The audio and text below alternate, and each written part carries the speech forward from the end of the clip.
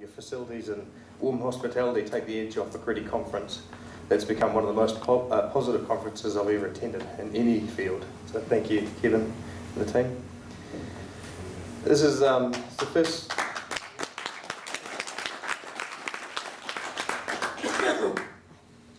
Excuse me. This is the first time in 5 years that I've been on the RFC board, and I'm pleased that the parting message will not be, where to from here?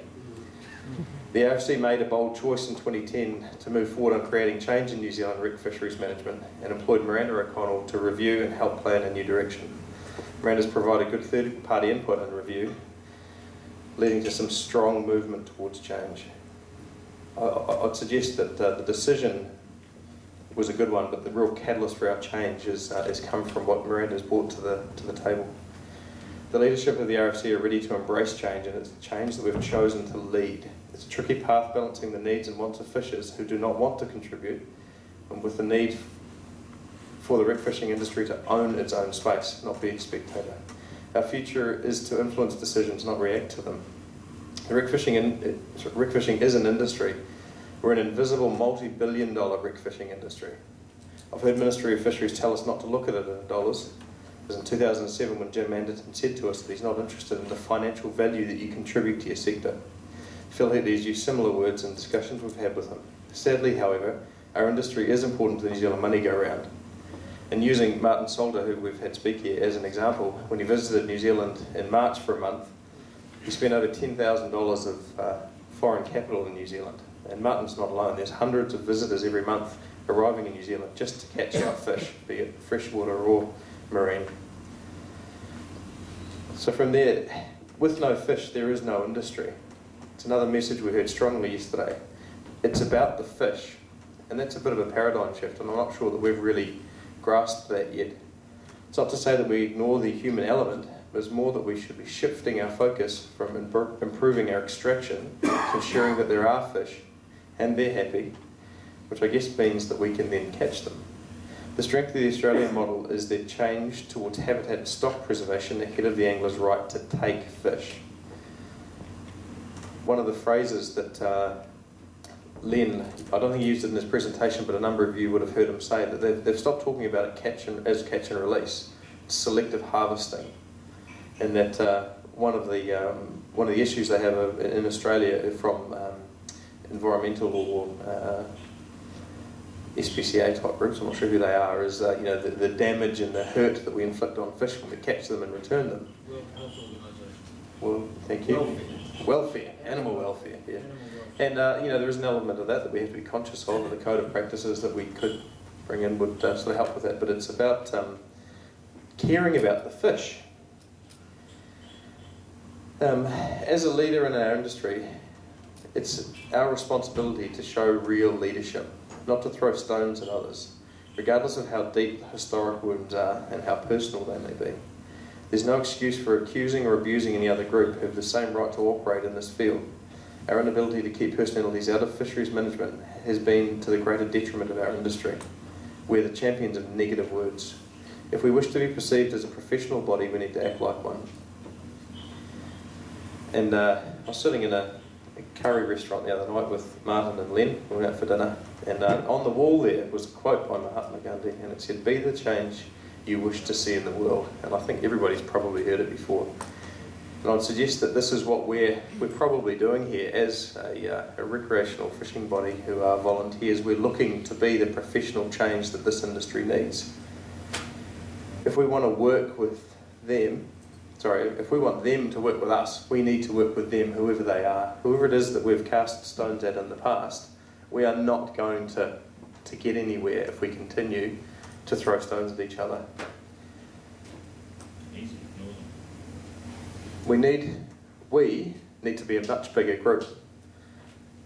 What Miranda's shown us here on the Future Search is that we're going to give, hopefully, funding at the end is a big thing, but we're going to have the opportunity to get everybody in a room with some third parties that have no vested interest in the outcomes of the meeting at all, and we're going to be forced, is that the right word, forced to work together. Because if we don't work together, seriously, pack up your bags, go fishing, because if we continue to be a disparate group,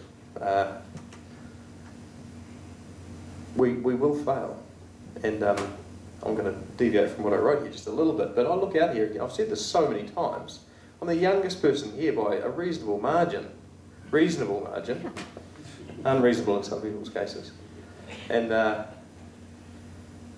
we haven't got enough time for all of you, sorry, for all of us to get old throwing stones at each other. We have to work on getting this to a professional level so there's money to bring young people in, not just an enthusiasm for fishing. The opening session on Stewardship Future showed a significant gap in the thinking or understanding between fishers and the Minister of Fisheries. In this election year, where the wants and needs of fishers are in the fore more than I can remember, there's a genuine disconnect between the Minister of Fisheries and his fishing constituents. While the Minister sees his mode of engagement as beneficial to all parties, it's left the rec fishing sector even more disillusioned than the previous forum type of engagements. What the Minister sees as successes can be largely seen as wasted opportunities or unsatisfactory to rec fishers.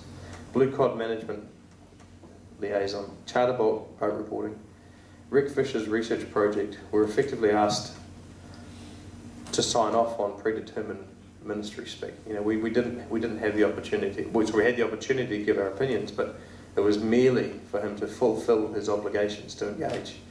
And if that's the way things are going to continue, and that's the thoughts of the current government, then I don't know why anyone would possibly tick the box that says national, to be perfectly frank, because as fishers, we're going to keep on losing.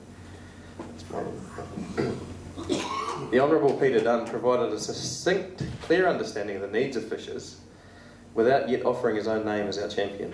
And I think that's probably not too far down the track, and I'd like to think that what Doug said to us there we can really bank on. But if we manage to get United Future in again, that we're going to get a bit of a carrot dangled there by way of some funding to get us down the track.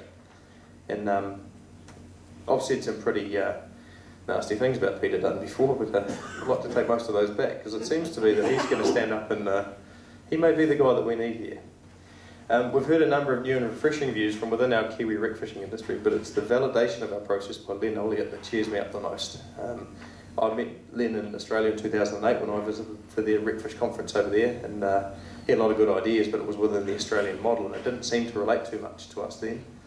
Now that things have sort of fallen apart a little over there, and he's got a different perspective and applying it to New Zealand, I can really see that what he said then and what I learned then is very valid to New Zealand, and it's nice to see that even though it's not worked 100% in Australia, the good stuff can apply here. And I think we should probably look a little more into what they've done over there rather than trying to reinvent the wheel ourselves and spend too much time and money on the wrong options.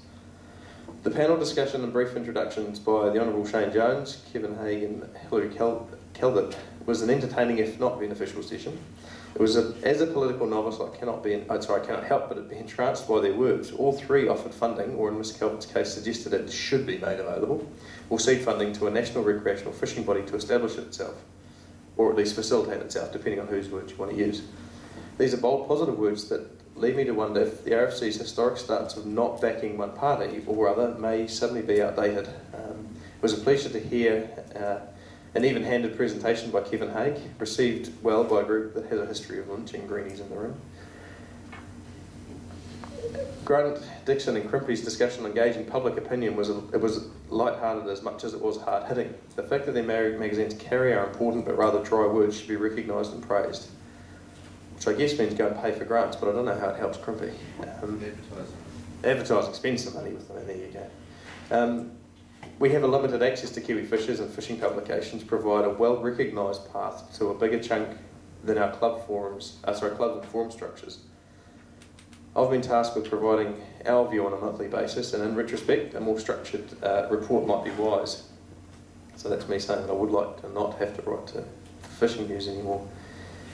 I'm certainly one-eyed, but hearing Crimpy's recount of his personal dealings with the Minister and his ability to grasp fisheries matters sends a shiver down my spine.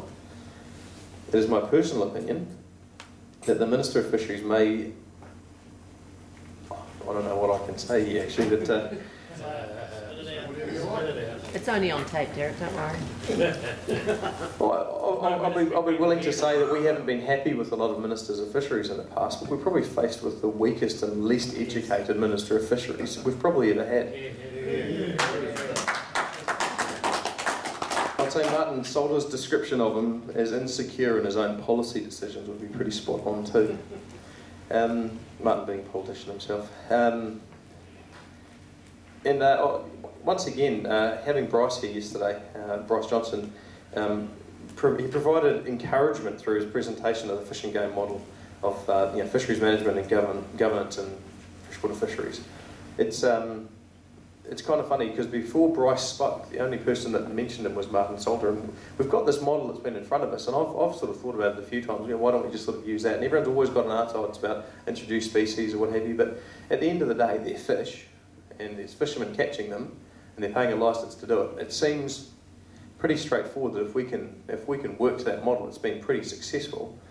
It's the best model in the world. Well, the best model in the world. I can't disagree with that. I don't know if I can necessarily agree with it, but one common thread throughout the success stories of other successful fishing organisations is their access to sustainable funding. In New Zealand, the line "fish free forever" has become a mantra of disenfranchised fishers, those who do not have strong national bodies to address their concerns on the status of their fisheries. Our first challenge, I guess, is to provide pathways for all fishers and give them the right to representation. For this, there will be a cost. So our second challenge is to find sustainable funding. This doesn't automatically mean licensing, but it doesn't mean shying away from the fight, because the word licensing is such a negative mantra to the uninformed. We even had Grant Dixon yesterday say he would pay a licence fee if it fitted certain reasonable conditions, and I think those reasonable conditions are pretty much in line with our thinking anyway, and I'm hoping that's recorded, because I'd very much like to quote specifically what he said and make sure that message gets out there, because to be fair, Grant's been not so much one of our biggest detractors, but he's certainly waved the anti-licensing flag for an awfully long time as a key component of option 4, and they're probably the one group that's polar opposite to us on this. Gary Ottman's long work on the Game Animal Council's inception is currently New Zealand's best example of disparate groups within one sector working together with government, environmental groups, and with their own members to form what should become a statutory body recognised by Parliament. If we don't use that as an example to follow in modern times, I think we've got rocks in our heads. So we need to have probably a closer relationship with that organisation and learn from their mistakes from the start. Let's not waste any more time on this. This morning's panel discussions, as always, provide an outlet. Excuse me.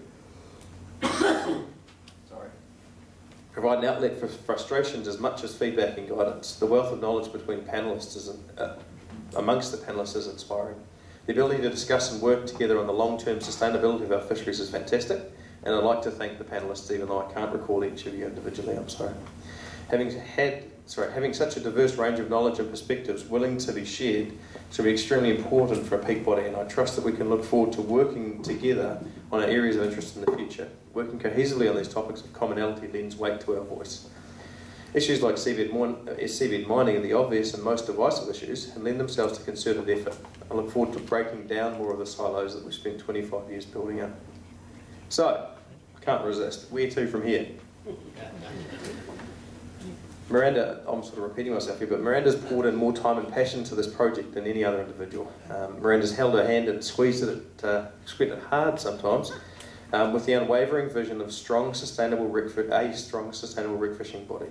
Miranda certainly doesn't have the answers, doesn't claim to have the answers, she may well have them, but succeeded in opening minds and mouths, gathering a lot of anecdotal evidence and information from key wreck fishers and industry leaders on how wreck fishing can gain its voice.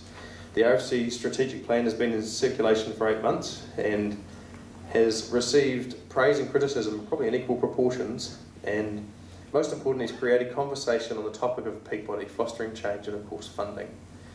I anticipate a ratification of the strategic plan and a move towards a future surge program as a collaborative tool for marine recreational fishing in New Zealand.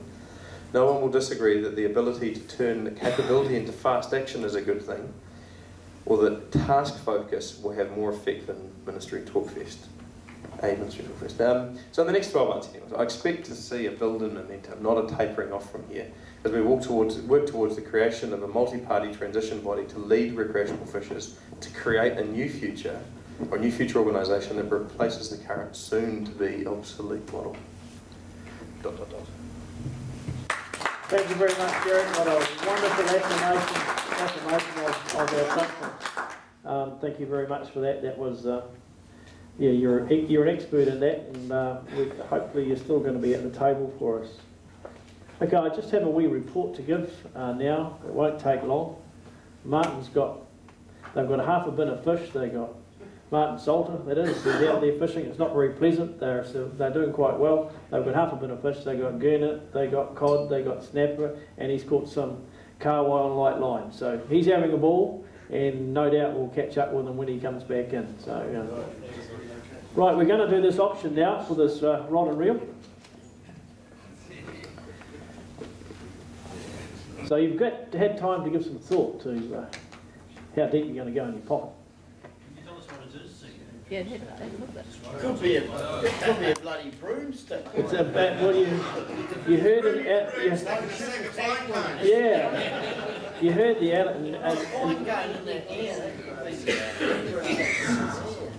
One hand grenade. the real thing. Okay, we've got a wonderful X Factor Okuma rod and a lovely level wind reel. Right, who'll give me $40, $40, if I've got $40, yeah, I'll go $50, $50, I'll go $50, I've got $50 over there, who'll give me $60, $60 over there, who'll give me $60.